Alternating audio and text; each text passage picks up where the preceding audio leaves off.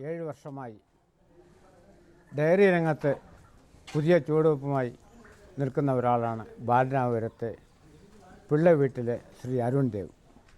Nandini dairy farm എന്ന ഇദ്ദേഹത്തിൻ്റെ പുതിയ സംരംഭം വൻ വിജയമായി ഭവിച്ചുകൊണ്ടിരിക്കുകയാണ്. ഈ ഡയറി ഫാമിൻ്റെ വിജയത്തെക്കുറിച്ച് അദ്ദേഹത്തോട് നമുക്ക് ചോദിച്ച് മനസ്സിലാക്കാം. സർ, ഈ രംഗത്ത് താങ്കൾ വന്നിട്ട് എത്ര വർഷമായി? ഈ രംഗത്ത് വരാനുള്ളൊരു പ്രയോജനം ഉണ്ടാവുമല്ലോ താങ്കൾക്ക്, അത് എങ്ങനെയാണിത് വന്നത്? പൊതുവെ നഷ്ടമാണെന്ന് ജനങ്ങൾ പറഞ്ഞു പരത്തുകയും എന്നാൽ ഇത് ആൾക്കാരുടെ അശ്രദ്ധ കൊണ്ടും അവരുടെ അറിവില്ലായ്മ കൊണ്ടുമാണ് ഇത് നഷ്ടമെന്ന് പറയുന്നത്. ഇന്നത്തെ കാടിവളർത്ത് അമിതമായ ആഹാരം കൊടുത്ത് അമിതമായ ചെലവ് വരുത്തുന്നത് കൊണ്ടാണ് ഇതിന് നമുക്ക് നഷ്ടമെന്ന് പറയുന്നത്. പക്ഷേ ഇത് ലാഭകരമാണ്. ഞാനിവിടെ ഇതിപ്പോൾ എനിക്ക് ലാഭകരം തന്നെയാണ്. കുറച്ച് ക്രാരി വളർത്തൽ ഗർഭിണികളുള്ളത് കൊണ്ട് വലിയ ലാഭമില്ലെങ്കിലും പക്ഷേ നഷ്ടമില്ലാതെ പോകുന്നുണ്ട്. ഇപ്പോൾ പശുവുമായിട്ട് ഇങ്ങനെ ഒരു ആത്മബന്ധം വരാനുള്ള കാരണം എന്താണ്? പാരമ്പര്യമായിട്ടും പണ്ട് കാലം മുതൽ നമ്മളെ വീട്ടിൽ 1-2 പശുക്കളുണ്ടായിരുന്നു. കൊച്ചുനാൾ മുതൽ അത് കണ്ടു വളർന്ന് അതിനോടുള്ളൊരു ആത്മബന്ധം തന്നെയാണ് ഈ മേഖലയ്ക്ക് കൊണ്ടുവരാൻ തിരിച്ചുവിടാൻ. ഇപ്പോൾ എത്ര പശുക്കളുണ്ട്? ഇപ്പോൾ എല്ലാം കൂടെ 52 എണ്ണം ഉണ്ട്. 52. അതെ. അത് ഏതൊക്കെ ഇനങ്ങളാണ്? HF ഉണ്ട്, ജേഴ്സി ഉണ്ട്, ബ്രൗൺ ഉണ്ട്, പിന്നെ സ്വിസ് ബ്രൗൺ ഉണ്ട്. 4 വെറൈറ്റി ഉണ്ട്. ഇപ്പം ഈ ഇത്രയും പശുക്കൾ അത് പോയിട്ട് അത് കൂടാതെ നാടൻ പശുക്കളായ കപില, ബെച്ചൂർ പശു, കാസർഗോഡ് ഡാർഫ്, അങ്ങനെയുള്ള വെറൈറ്റികളും എൻ്റെ കയ്യിലുണ്ട്. ഈ പശുക്കൾ മാത്രമാണ് ഇവിടെ ഉള്ളത്? അത് വേറെ ഇല്ല, പശുവുണ്ട്, ആട് വളർത്തലുണ്ട്, കോഴി അലങ്കാര കോഴികളുണ്ട്. അത് പോയിട്ട് എനിക്ക് പട്ടി വളർത്തൽ, നായ്ക്കളെ വളർത്താറുണ്ട്. അതിൻ്റെ ബ്രീഡ് ചെയ്യിച്ച് അതിൻ്റെ കുട്ടികളെ വിൽക്കാറുണ്ട്.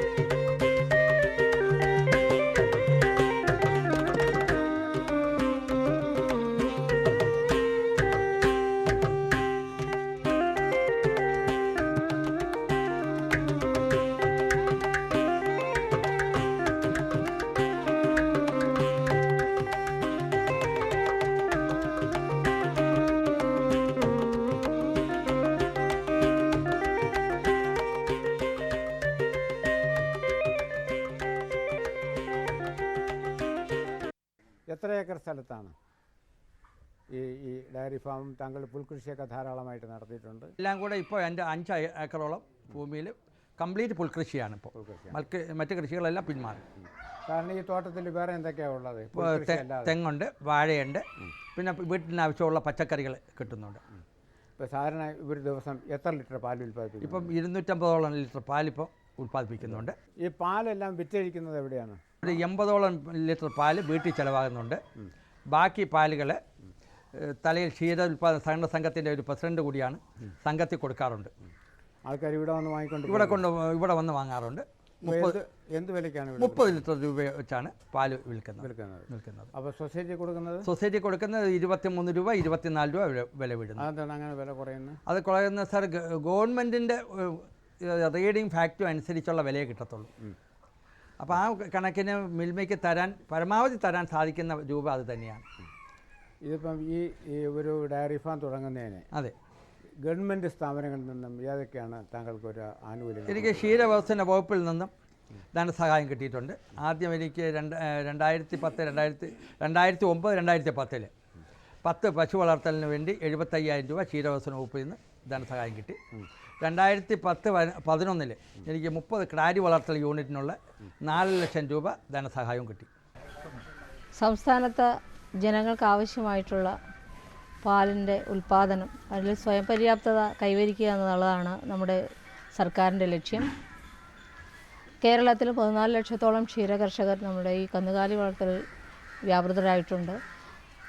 സംസ്ഥാനത്ത് ഏകദേശം 3500ഓളം ക്ഷീര സഹകരണ സംഘങ്ങൾ സഹകരണ മേഖലയിൽ പ്രവർത്തിച്ചു വരുന്നുണ്ട്.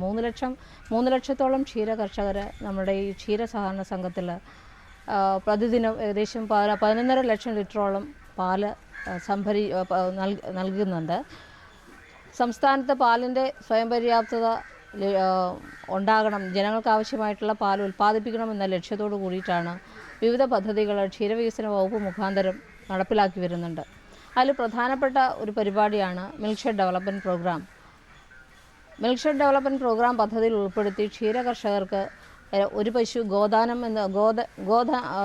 എന്നുള്ള പദ്ധതിയും, അതുകൂടാതെ തന്നെ 2 പശു, 5 പശു, 10, 20 തുടങ്ങിയിട്ടുള്ള പശുക്കളുടെ യൂണിറ്റുകൾ നമ്മുടെ ക്ഷീര കർഷകർക്കായി നൽകി വരുന്നുണ്ട്.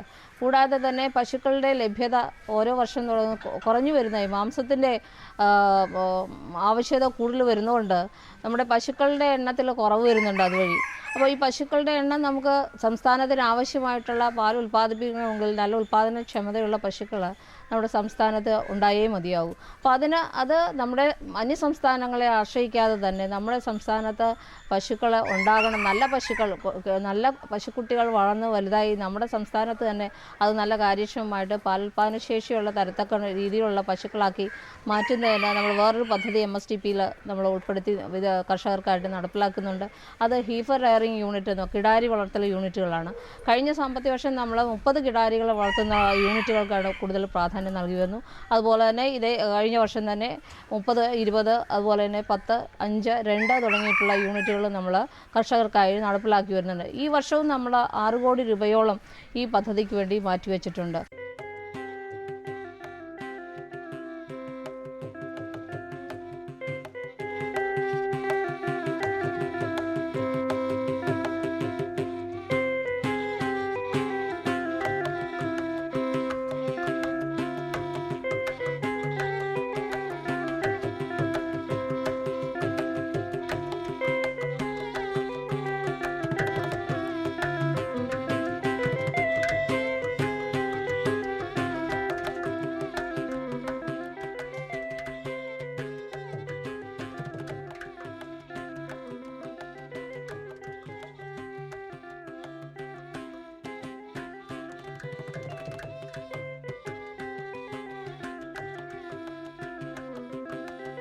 ഡയറി ഡിപ്പാർട്ട്മെന്റ്, മൃഗസംരക്ഷണ വകുപ്പ്, അതെ, ഇവരെല്ലാം അവരുമായിട്ടൊക്കെ നല്ല ബന്ധമാണ്. നല്ല ബന്ധമാണ്. അപ്പോൾ അവർക്ക് ഇതിൽ നിന്നും അല്ലാതെ വേറെ നിങ്ങൾക്ക് സാങ്കേതികമായിട്ട് വല്ല കാര്യങ്ങളും പറഞ്ഞു തരാറുണ്ടോ? ഇപ്പോൾ പശുക്കൾക്ക് അസുഖങ്ങൾ വന്ന് ഡോക്ടർമാരുടെ സേവനമുണ്ട്. ഡോക്ടർമാരെല്ലാം സഹകരിക്കുന്നുണ്ട്. എൻ്റെ മൃഗാശുപത്രി വന്ന ബാലരാമപുരം മൃഗാശുപത്രിയാണ്. അവിടുത്തെ ഡോക്ടർ ഡാലിയ നല്ല രീതിയിൽ സഹകരിക്കുന്നുണ്ട്. ഇപ്പോൾ എനിക്ക് ഒരു ഫാം വിപുലീകരണത്തിന് വേണ്ടി ഗവൺമെൻറ്റിൻ്റെ സബ്സിഡി തുക ഇപ്പോൾ കഴിഞ്ഞ ഒരാഴ്ചക്കകത്ത് എനിക്ക് കിട്ടി ഓർഡർ കിട്ടി. എന്തെല്ലാം തീറ്റകളാണ് ഈ പശുക്കൾക്ക് നൽകുന്നത്? ഇതിന് കൊടുക്കുന്ന തീറ്റ പച്ചപ്പുല്ലും കേസിൻ്റെ തീറ്റയും മാത്രമാണ് ഇപ്പോൾ കൊടുക്കുന്നത്. അത് എങ്ങനെയാണ് അതിൻ്റെ തീറ്റ ക്രമം? എപ്പോഴാണ് ക്രമം? രാവിലെ 7 മണിക്ക് മുമ്പേയും ഉച്ചയ്ക്ക് 3 മണിക്ക് മുമ്പേയും.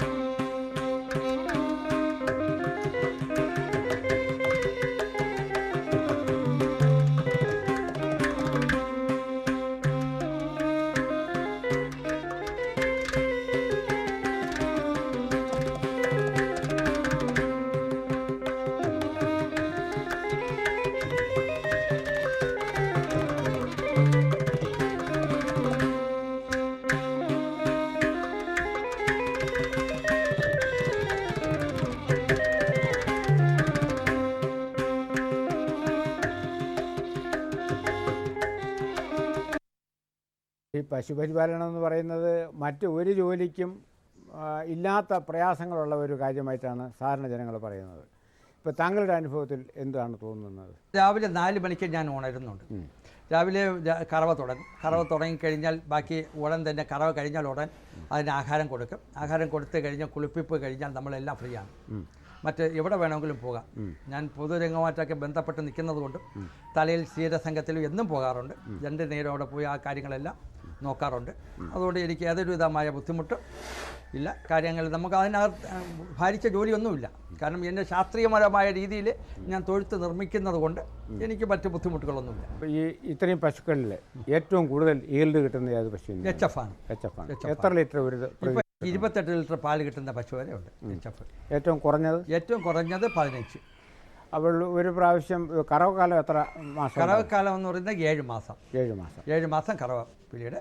അതിൽ കൂടുതൽ പാല് കിട്ടുന്നത് ഒരു 4 മാസമേ കിട്ടുന്നുള്ളൂ. 4 മാസം കഴിഞ്ഞ് അതിനെ കുത്തിവെച്ച് കഴിഞ്ഞാൽ പാല് കുറഞ്ഞു വരും. ഈ പാലിൻ്റെ അളവനുസരിച്ചാണോ തീറ്റ കൊടുക്കുന്നത്? അതെ, പാലിൻ്റെ അളവനുസരിച്ചാണ് തീറ്റ കൊടുക്കുന്നത്. 1 ലിറ്റർ പാലിന് 400 ഗ്രാം തീറ്റ കൊടുക്കും. അങ്ങനെയാണ്. അതിൻ്റെ ബോഡി വെയിറ്റ് അനുസരിച്ച് വലിയ ബോഡിയുള്ള പശുവാണെങ്കിൽ 300 കിലോയ്ക്ക് അടുപ്പിച്ച് ബോഡിയുള്ള പശുവാണെങ്കിൽ 3 കിലോ അഡീഷണൽ തീറ്റ കൊടുക്കും.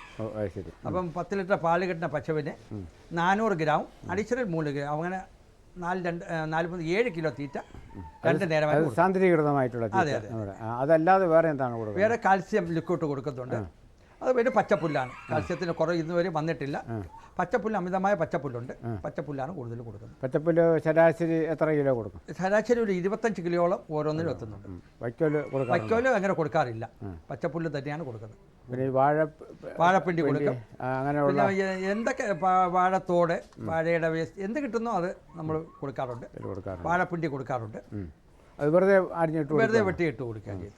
അതേപോലെ തന്നെ നമ്മുടെ ഈ കറവ സമയത്ത് നമ്മൾ തീറ്റ കൊടുക്കുമോ അതോ കറവ കഴിഞ്ഞതിന് ശേഷം? ഇല്ല, കറക്കുന്നതിന് മുമ്പേയും കൊടുക്കും. അല്ലെങ്കിൽ കറവയ്ക്ക് മുമ്പേ ആണ് കൊടുക്കുന്നത്. ഒരു ദിവസം എത്ര തവണ കുളിപ്പിക്കും? 2 തവണ കുളിപ്പിക്കും. 2 തവണ. അതെ. ഏതൊക്കെ സമയങ്ങളാണ്? രാവിലെയും വൈകുന്നേരം.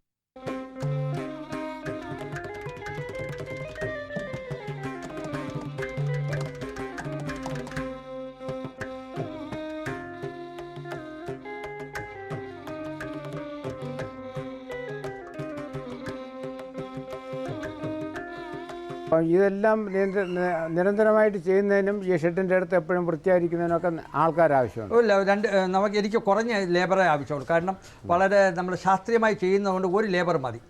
ഇതെല്ലാം ചെയ്യുന്നതിന് ഒരു ലേബർ മതി. ഈ കൃത്രിമ ബീജദാനം ആണോ ചെയ്യുന്നത്? അതെ, കൃത്രിമ ബീജദാനം ഉണ്ട്. നാച്ചുറൽ ആയിട്ടുള്ളത് ചെയ്യുന്നു. ഈ നാച്ചുറലായിട്ട് എങ്ങനെയാണ് ഉപയോഗിക്കുന്നത്? നാച്ചുറൽ എനിക്ക് ഞാൻ ബാംഗ്ലൂരിൽ നിന്ന് കൊണ്ടുവന്ന ഒരു കാളക്കുട്ടി വളർത്തി അത് ഞാനിവിടെ സ്വന്തമായിട്ട് നിർത്തിയിട്ടുണ്ട്. അത് ഏതിനമാണ്? അത് HF. ഹൈ. അപ്പോൾ ഇവിടെ പല ഇനങ്ങളുണ്ടെന്നല്ലേ പറഞ്ഞു. അപ്പോൾ അങ്ങനെ അപ്പോൾ ക്രോസിംഗ് ആവത്തില്ല? അല്ല, ക്രോസിംഗ് ആവില്ല. HF മാത്രമേ HF കൊണ്ട് മാറ്റ് ചെയ്യുന്നുള്ളൂ. അല്ലാത്തതിനല്ല ഗവൺമെന്റിന്റെ 7 ഉപയോഗിക്കും. കൃത്രിമ ബീജദാനം. ഈ പശുക്കളെ മുഴുവനും തൊഴുത്തിൽ തന്നെ കെട്ടുകയാണ്? ഇവിടെ എല്ലാം പുറത്ത് അടിക്കാറില്ല, തൊഴുത്തിൽ തന്നെയാണ് നിൽക്കുന്നത്. ഈ സാധാരണ ഈ പശുക്കൾ തുടങ്ങിയ കാലത്ത് എവിടെ നിന്നാണ് വാങ്ങിയത്? ഇത് തമിഴ്നാട്ടിൽ നിന്ന് വാങ്ങിക്കണമെന്നാണ് ഗവൺമെൻറ്റിൻ്റെ നിയമപ്രകാരം അവർ പറയുന്നത്. അത് എന്നെ സംബന്ധിച്ചുള്ള ശാസ്ത്രീയമല്ല, അശാസ്ത്രീയമാണ്. അത് നമ്മളെ നാട്ടിലെ പശുക്കൾ നമ്മൾ തിരഞ്ഞെടുക്കുന്നതാണ് ഏറ്റവും നല്ലത്. നമുക്ക് കറവ കാണാം, എത്ര ലിറ്റർ പാലുണ്ടെന്നറിയാം. ഇത് ഈറോഡൊക്കെ പോയിട്ട് എനിക്ക് പശു വാങ്ങിയത് വൻ നഷ്ടം വന്നു. ലക്ഷക്കണക്കിന് രൂപ നഷ്ടം വരേണ്ട ഒരു സാഹചര്യം ഈറോഡിൽ പോയി വാങ്ങിയതിൽ പറ്റും. അവിടുത്തെ കാലാവസ്ഥയും ഇവിടുത്തെ കാലാവസ്ഥ യോജിക്കുന്നില്ല. ഭക്ഷണക്രമം തന്നെ വ്യത്യാസമുണ്ട്. അതെ, ഭക്ഷണക്രമം വ്യത്യാസമുണ്ട്. ഇവിടെ വരുമ്പോൾ അത് നമ്മൾ ക്ലൈമറ്റുമായിട്ട് യോജിച്ച് പോകുന്നില്ല. പക്ഷേ അത് പ്രത്യേകിച്ച് ഇവിടെ ഈ നാട്ടിലെ പശുക്കളാണ് നമുക്ക് പ്രകൃതിയെ യോജിച്ചത്. നമുക്ക് കറവ കാണാം, കണ്ട് 2 നേരം കറവ കെട്ട് നമുക്ക് വാങ്ങിക്കാൻ സാധിക്കും. ഈ പശു പ്രസവിച്ച് കഴിഞ്ഞാൽ പിന്നെ എന്തൊക്കെയാണ് ചെയ്യുന്നത്? പ്രസവിച്ച് കഴിഞ്ഞാൽ ഉടനെ ഞങ്ങൾ ഈ കന്നുകുട്ടിയെ ക്രാബിനെ അതിൻ്റെ അടുത്ത് നിന്ന് ഉടനെ അങ്ങ് മാറ്റും. കന്നുകുട്ടി ഒരു കാരണവശാലും പശുവിനെ നക്കാനൊന്നും അകടിയിൽ നിന്ന് കുടിക്കാനും അനുവദിക്കില്ല. അത് കറന്ന് കൊടുക്കുകയാണ് ചെയ്യുന്നത്. അപ്പോൾ ഒന്നിൽ കൂടുതൽ പ്രസവം നടക്കുകയാണെങ്കിൽ നിങ്ങൾക്കറിയാം ആ കുട്ടി ഏതാണ്? അറിയാം, തീർച്ചയായിട്ടും അറിയാം. അപ്പോൾ തന്നെ അത് മാറ്റി. അപ്പോൾ അതിൻ്റെ തള്ളയുടെ പാല് മാത്രമായിട്ട് കൊടുക്കും? അത് തള്ളയുടെ പാല് മാത്രമായിട്ട്. എത്ര ദിവസം കൊടുക്കും? എത്ര മാസം കൊടുക്കും? അത് ആദ്യത്തെ 1 മാസം 3 ലിറ്റർ കൊടുക്കും. 2ാമത്തെ മാസം അത് 2 ലിറ്ററായിട്ട് കൊടുക്കും. 3-ാമത്തെ മാസം 1 ലിറ്റർ കൊടുത്ത് ക്ലോസ് ചെയ്യും. അതായത് തീറ്റ തിന്നാറാവുമ്പോൾ ഇതിൻ്റെ ഇടയ്ക്ക് തന്നെ മറ്റുള്ള ആഹാരങ്ങളെല്ലാം അത് കഴിച്ചു തുടങ്ങും. ഈ ഇങ്ങനെ ഉണ്ടാകുന്ന കുട്ടികളെ പ്രത്യേകമായിട്ട് ശ്രദ്ധിക്കാറുണ്ടോ? നല്ല ആണായിരുന്നാലും കാളയായിരുന്നാലും കുട്ടിയായിരുന്നാലും പ്രത്യേകം ശ്രദ്ധിക്കാറുണ്ട്. നമ്മൾ ക്വാളിറ്റി ഉള്ളത് നമ്മൾ നിർത്തിയിരിക്കും.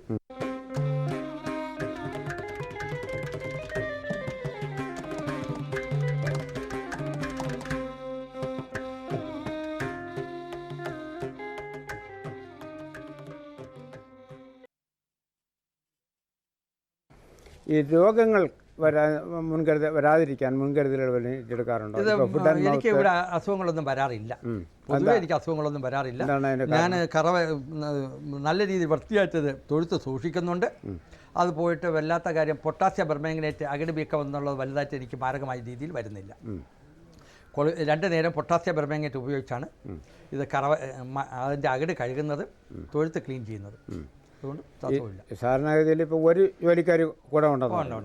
അതേ സമയത്ത് വീട്ടിലുള്ള മറ്റംഗങ്ങൾ സഹായിക്കുന്നുണ്ടോ? എൻ്റെ ഭാര്യയൊക്കെ നല്ല രീതിയിൽ സഹകരിക്കുന്നുണ്ട്.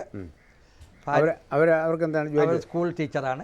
നല്ല രീതിയിൽ അവർ രാവിലെയും വൈകുന്നേരവും എന്നോടൊപ്പം എല്ലാ കാര്യത്തിനും 4 മണിക്ക് അവർ ഉറക്കമൊഴിച്ച് എല്ലാ കാര്യവും കൂടെ സഹായിക്കുന്നുണ്ട്. അതുപോയിട്ട് എല്ലാത്തിനും നായ്ക്കൾക്ക് ആഹാരം വരെ റെഡിയാക്കിയിട്ടാണ് പോകുന്നത്.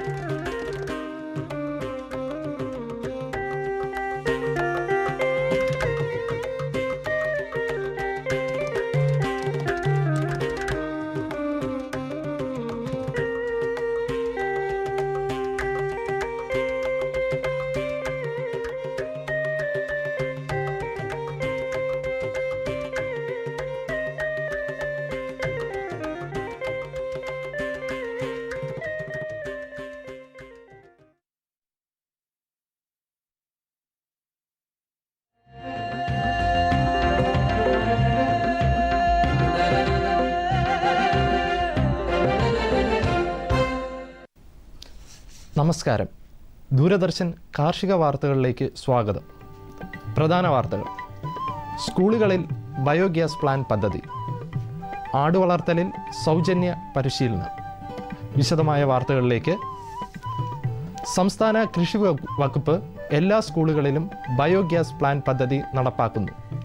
സ്കൂളുകളിലെ ജൈവ മാലിന്യങ്ങൾ ഉറവിടത്തിൽ തന്നെ ശേഖരിച്ച് പരിസര മലിനീകരണം തടയുകയും ഉച്ചഭക്ഷണം പാചകം ചെയ്യുന്നതിനാവശ്യമായ ഇന്ധനം ലഭ്യമാക്കുകയാണ് പദ്ധതിയുടെ പ്രധാന ലക്ഷ്യം.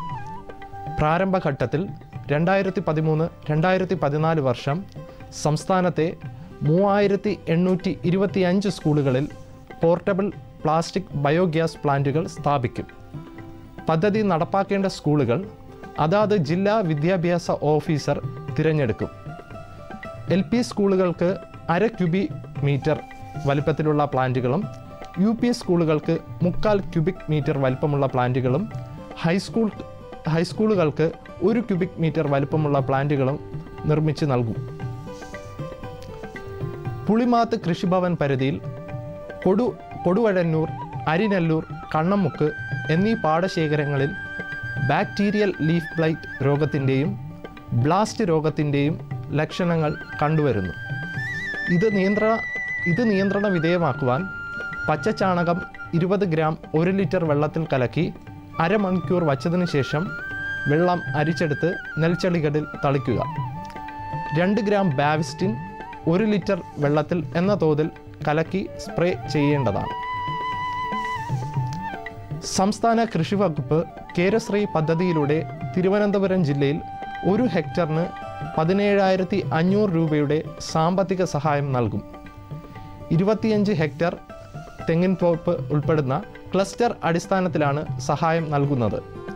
സസ്യസംരക്ഷണം, പരിപാലന മുറകൾ, വളപ്രയോഗം, രോഗം ബാധിച്ചതോ ഉൽപാദനക്ഷമത നശിച്ചതോ ആയ തെങ്ങ് മുറിച്ചു മാറ്റി പുതിയ തെങ്ങ് വയ്ക്കൽ, ജലസേചന പമ്പ് സ്ഥാപിക്കൽ തുടങ്ങിയ ഘടകങ്ങളാണ് ഈ പദ്ധതിയിൽ ഉൾപ്പെടുത്തിയിരിക്കുന്നത്. കുടപ്പനക്കുന്ന് മൃഗസംരക്ഷണ പരിശീലന കേന്ദ്രത്തിൽ ഈ മാസം 16, 17 തീയതികളിൽ ആടുവളർത്തലിൽ സൗജന്യ പരിശീലനം നൽകുന്നു. താൽപ്പര്യമുള്ളവർ 16-ന് രാവിലെ 9 മണിക്ക് പരിശീലന കേന്ദ്രത്തിൽ ഹാജരാവണം. വിശദ വിവരങ്ങൾക്ക് phone number 0471 27 32 918. Kazhakkoottam biotechnology and model floriculture സെൻറ്ററിൽ നിലവാരമുള്ള ഗ്രാൻഡ് നെയിൻ, ഉദയം, അമൃതസാഗർ എന്നീ ഇനം ടിഷ്യൂ കൾച്ചർ വാഴത്തൈകൾ വിൽപ്പനയ്ക്ക് തയ്യാറായി. ആവശ്യമുള്ള കർഷകർ ഇനി പറയുന്ന ഫോൺ നമ്പറിൽ ബന്ധപ്പെടുക. Phone number 0471 24 13 739. 75% സബ്സിഡിയോടുകൂടി വേപ്പിൻ പിണ്ണാക്ക്, എല്ലുപൊടി എന്നിവ വിതരണം ചെയ്യുന്ന പദ്ധതിക്ക് പീരുമേട്ടിൽ തുടക്കം. 25 സെൻറ്റ് മുതൽ 50 സെൻറ്റ് വരെ കൃഷിഭൂമിയുള്ള കർഷകർക്ക് 50 കിലോഗ്രാം വീതവും 50 സെൻറ്റ് മുതൽ 1 ഏക്കർ വരെ ഉള്ള കർഷകർക്ക് 100 കിലോഗ്രാം വീതവും ജൈവവളം ലഭിക്കും. വിശദ വിവരങ്ങൾക്ക് പീരുമേട് കൃഷിഭവനുമായി ബന്ധപ്പെടുക. കമ്പോള നിലവാരം. റബ്ബർ RSS 4 ക്വിൻ്റലിന് 16,000 രൂപ. റബ്ബർ RSS 5 ക്വിൻ്റലിന് 15,200 രൂപ. വെളിച്ചെണ്ണ ക്വിൻ്റലിന് 10,850 രൂപ. കൊപ്ര ക്വിൻ്റലിന് 7,850 രൂപ. കുരുമുളക് ക്വിൻ്റലിന് 52,000 രൂപ. ജാതിക്ക തൊണ്ടോട് കൂടിയത് കിലോയ്ക്ക് 375 രൂപ. ജാതിക്ക തൊണ്ടില്ലാതെ കിലോയ്ക്ക് 640 രൂപ. കമ്പോള അവലോകനം. കുരുമുളക് വിപണി കൊച്ചിയിൽ. ഗാർബിൾഡ് കുരുമുളക് ക്വിൻ്റലിന് 52,000 രൂപ. അൺഗാർബിൾഡ് കുരുമുളക് ക്വിൻ്റലിന് 50,000 രൂപ. കുരുമുളക് വിപണി കൽപ്പറ്റയിൽ. ചേട്ടൻ കുരുമുളക് ക്വിൻ്റലിന് 50,000 രൂപ. വയനാടൻ കുരുമുളക് ക്വിൻ്റലിന് 50,500 രൂപ. കൊപ്ര വിപണി ക്വിൻ്റലിന് കോഴിക്കോട് 8,050 രൂപ. തളിപ്പറമ്പ് 7,400 രൂപ. കാസർഗോഡ് 7,300 രൂപ. വെളിച്ചെണ്ണ വിപണി ക്വിൻ്റലിന് കണ്ണൂർ 12,000 രൂപ. കോട്ടയം 11,600 രൂപ. ആലപ്പുഴ 10,850 രൂപ. കാലാവസ്ഥ ഡിഗ്രി സെൽഷ്യസിൽ. കണ്ണൂർ കൂടിയ താപനില 34, കുറഞ്ഞ താപനില 22.1. കോഴിക്കോട് 32.8, 22.9. കൊച്ചി 32.4, 23.2. ആലപ്പുഴ 32.3, 24.8. പുനലൂർ 33, 23.4. Thiruvananthapuram 31.5, 23.2 degree Celsius. ഇന്നത്തെ കാർഷിക വാർത്തകൾ പൂർണ്ണമാകുന്നു. നമസ്കാരം.